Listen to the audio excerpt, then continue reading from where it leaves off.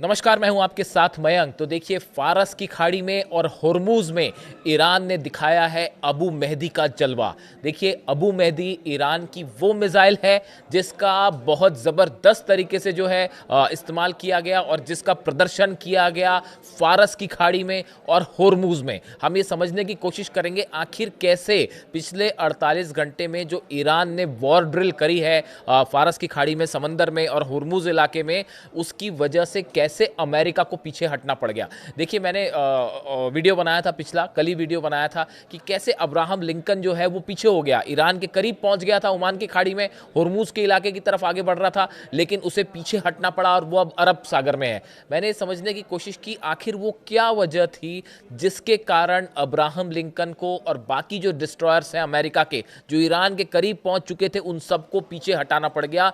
क्यों अमेरिका ने उन्हें पीछे हटाया? इसकी जो सबसे बड़ी वजह मुझे निकल के आई और मैंने बात की कई एक्सपर्ट से, इसकी सबसे बड़ी वजह थी ईरान की अबू मेहदी मिसाइल। अब ये अबू मेहदी मिसाइल की क्या खास बात है और कैसे इसका जो है ज़बरदस्त प्रदर्शन किया ईरान ने होर्मुज में और फारस में, फारस की खाड़ी में, वो देखिए। सबसे पहली बात, अबू मेहदी जो मिसाइल है, इस मिसाइल की सबसे खास बात यह है कि ये समंदर के नीचे से फायर हो सकती है।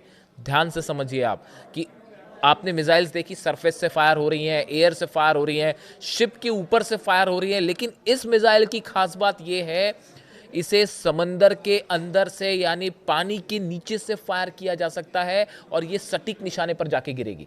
यानी देखिए, खास बात ये कि अगर समंदर के नीचे से जब आप मिसाइल फायर करते हैं तो उसको ट्रेस करना, ट्रैक करना बेहद मुश्किल होता है। ये पता नहीं लगाया जा सकता कि समंदर में किस जगह से मिसाइल जो है वो फायर कर दी जाएगी। ये एक सबसे बड़ी वजह थी जिससे अब्राहम लिंकन को बड़ी चुनौती मिल रही थी। अभी मैंने सिर्फ एक खास बात बताई है इस अबू मेहदी मिसाइल की, आगे की भी बात बताते हैं। पहली बात हो गई, समंदर में पानी के नीचे से फायर हो सकती है। दूसरी, इसकी सबसे बड़ी खास बात है ये ईरान की पहली स्टेल्थ टेक्नोलॉजी वाली मिसाइल मानी जा रही है, यानी ये राडार पे पकड़ना बेहद मुश्किल है। देखिए, जो B-2 बॉम्बर्स होते हैं अमेरिका के, आपने उनके बारे में सुना होगा कि वो राडार पर पकड़ नहीं आते, स्टेल्थ टेक्नोलॉजी से बने होते हैं बॉम्बर्स। और ये जो मिसाइल है ईरान की, ये स्टेल्थ टेक्नोलॉजी वाली मिसाइल है, यानी इसको राडार पर पकड़ना बेहद मुश्किल होता है और बेहद तेज गति से चलती है। ये दूसरी खास बात है। तीसरी खास बात, ये अपना रास्ता बदल लेती है, यानी हवा में टारगेट चेंज कर लेती है। देखिए, आपने मिसाइल फायर की, सामने से उसको इंटरसेप्ट करने के लिए मिसाइल फायर हुई, लेकिन ये अपना रास्ता बदल लेगी और अपना टारगेट चेंज कर लेगी। यानी ये एक ऐसी मिसाइल है जो कि हवा में अपने इसके लक्ष्य को जो है बदला जा सकता है। ये इसकी तीसरी खास बात है। इसकी चौथी खास बात, इसकी रेंज है 2500 किलोमीटर। आप अबू मेहदी मिसाइल अगर सर्च करेंगे तो आपको जनरली ये पता चलेगा कि 1000 किलोमीटर रेंज है, जबकि हकीकत ये है कि इस बार फारस की खाड़ी में जो मिसाइल टेस्ट किए हैं ईरान ने, अबू मेहदी मिसाइल जो टेस्ट किया है, इसकी जो लेटेस्ट इंफॉर्मेशन आ रही है कि इसकी रेंज है 2500 किलोमीटर। यानी कि ये वो रेंज थी जिसमें अब्राहम लिंकन उसकी जद में आ रहा था। ये एक बड़ा चैलेंज हो जाता अब्राहम लिंकन के लिए कि अगर ये मिसाइल्स फायर कर दी जाती। देखिए, एक और इसकी खास बात है जो खबरें छपी जिस तरह से, इट यूजेस आर्टिफिशियल, यही मिसाइल की बात हो रही है, अबू मेहदी मिसाइल की बात हो रही है, it uses artificial intelligence to alter its flight path and fly at low altitude. ये कहा जाता है कि ये एक तो एआई का इस्तेमाल करती है, इसकी पांचवी खास बात है, एआई टेक्नोलॉजी का इस्तेमाल करती है। ये बेहद कम ऊंचाई पर उड़ती है। देखिए, जो मिसाइल्स ऊंची ऊंचाई पे काफ़ी ज़्यादा अल्टीट्यूड पे उड़ती है और उसके बाद हमला करती है, उसको इंटरसेप्ट करना आसान होता है, लेकिन जो लो ऑल्टीट्यूड पे उड़ती है, बेहद तेज स्पीड और बहुत ही कम ऊंचाई पर उड़ती है, उसको ट्रेस करके डिस्ट्रॉय करना बेहद मुश्किल होता है। तो ये देखिए, आर्टिफिशियल इंटेलिजेंस हो गया, लो फ्लाई पे उड़ती है, इसकी पांचवी विशेषता। This range allows Iran to threaten vessels far beyond the Persian Gulf. इसकी जो रेंज है 2500 किलोमीटर बताई जा रही है, वो पर्सियन गल्फ गल्फ के अलावा फारिस की खाड़ी के अलावा भी जो दूर तक जहाज़ हैं उनको निशाना बना सकती है। यही वजह है, एक्सपर्ट्स जो बता रहे हैं, जो मैंने रिसर्च की, मैंने कुछ एक्सपर्ट्स से बात की कि भाई अचानक ऐसा क्या हुआ कि जो है तुरंत अमेरिका को अपने जितने वेसल्स हैं वो पीछे खींचने पड़ गए, खासतौर पर अब्राहम लिंकन को पीछे ले जाना पड़ा। देखिए, ये कहा जाता है कई बार कि अमेरिका के पास तो थार्ड है, पेट्रियाट है, ऐसे कई तमाम एंटी मिसाइल सिस्टम्स हैं कि ईरान की मिसाइल्स को रोकने के लिए, और कई लगा भी दिए गए और वो चाइना ने उनके सबके नक्शे भी भेज दिए कि कहाँ कहाँ लगे। लेकिन जो एक्सपर्ट्स बताते हैं, जो मिसाइल टेक्नोलॉजी के एक्सपर्ट्स हैं, वो ये बताते हैं कि एक तो पहली बात ईरान की मिसाइल के बारे में आप कुछ भी प्रिडिक्शन नहीं कर सकते। वो 5 डिफेंस सिस्टम लगे थे इसराइल में, आयरन डोम लग गया था, एरो लग गया था, थार्ड लग गया था, पेट्रियाट लग गया था और डेविड स्लिंग लग गया था। 5 सिस्टम को भेदते हुए ईरान की मिसाइल्स गिरी थी इसराइल पर। ये बात अमेरिका के डिफेंस एक्सपर्ट्स अच्छी तरह से समझते हैं। कोई गारंटी नहीं है कि ईरान ने अगर अबू मेहदी मिसाइल मार दी समुंदर से तो उसको आपने एक साथ मान लीजिए 40-50 मिसाइल फायर हो जाएं अब्राहम लिंकन पर, तो बचाना मुश्किल हो जाएगा उसके लिए। तो ये जो है, ये बात को ध्यान में रखते हुए अब्राहम लिंकन को पीछे खींचा गया और उसको एक ऐसी पोजीशन पे लाया गया कि वो 2500 किलोमीटर वाली जो रेंज है उससे दूर रहे, ताकि अचानक अगर ईरान ने हमला कर दिया।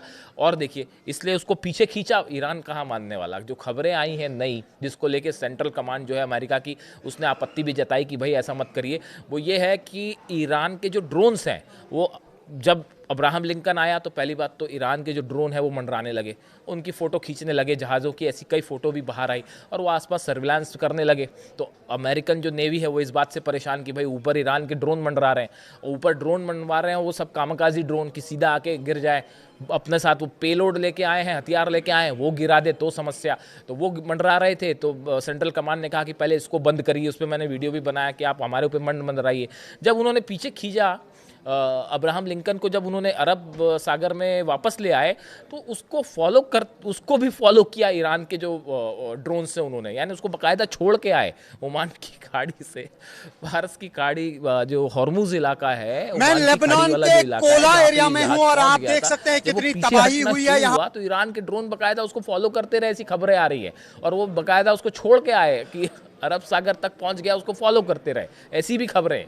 तो देखिए, कुल मिला के जो बात मैं कहना चाह रहा हूँ ये कि इस बात को, अगर आप जब वॉर की बात होती है, वॉर टेक्नोलॉजीज़ की बात होती है, मिसाइल्स की बात होती है, तो हर बारीकी पे नज़र रखी जाती है। और बताया जा रहा है कि ये अबू मेहदी जो मिसाइल है, एक तो बहुत एक्यूरेट मिसाइल भी मानी जा रही है कि इसका निशाना बड़ा सटीक होता है, और ये जो है 2500 किलोमीटर रेंज और समंदर के नीचे से फायर होने वाली, ये एक बड़ी एडवांसमेंट है जो ईरान ने किया है अपनी मिसाइल्स को लेकर। और बताया जाता है इसकी ये बड़ी वजह रही, ये मिसाइल बड़ी वजह रही कि अमेरिका ने पीछे खींचे जहाज। अब एक छोटी सी हिस्ट्री आप अगर जानना चाहें कि अबू मेहदी मिसाइल का नाम, अबू मेहदी इस मिसाइल का नाम क्यों रखा गया। अबू मेहदी मिसाइल का नाम इराकी कमांडर अबू मेहदी अल मुहंदिस के नाम पर रखा गया है, जो इराक की पॉपुलर मोबिलाइजेशन यूनिट्स के उप प्रमुख थे। इस ईरानी नौसैनिक क्रूज मिसाइल का अनावरण 20 अगस्त 2020 को किया गया था, जब पहली बार ईरान ने बताया था कि हम ये मिसाइल बना रहे हैं, और वो 2020 की बात है। और गौर करने वाली बात, जिससे ये जो इनकी बात हो रही है, अबू मेहदी अल मुहंदिस जिनकी बात हो रही है, अबू मेहदी अल मुहंदिस, इनके नाम पर ही ये मिसाइल रखी गई है। ये इराक के कमांडर थे, और ये जो हैं कासिम सुलेमानी साहब जो थे, जो शहीद हुए इराक में, अमेरिका ने हमला किया था और उस हमले में वो शहीद हुए थे, और उनके साथ ये भी मौजूद थे, और इनकी भी मौत उसी हमले में हुई थी। और जिसके बाद जो है अली खामेनी साहब ने भी जब बयान दिया था, कासिम सुलेमानी साहब की जब शहादत हुई, उसके बाद जो है बयान आया था अली खामेनी साहब का, तो उन्होंने इनका भी जिक्र किया था, अबू मेहदी अल मुहंदिस जो है, इनका भी जिक्र किया था। उन्होंने कहा था ईरानी राष्ट्र महान मेजर जनरल सुलेमानी और उनके साथ शहीद हुए अन्य शहीदों, विशेष रूप से महान अबू मेहदी अल मुहंदिस की स्मृति का सम्मान करेगा, और मैं पूरे देश में 3 देशों के शोक की घोषणा करता हूं। मैं उनके परिवार के प्रति संवेदना और सहानुभूति व्यक्त करता हूं।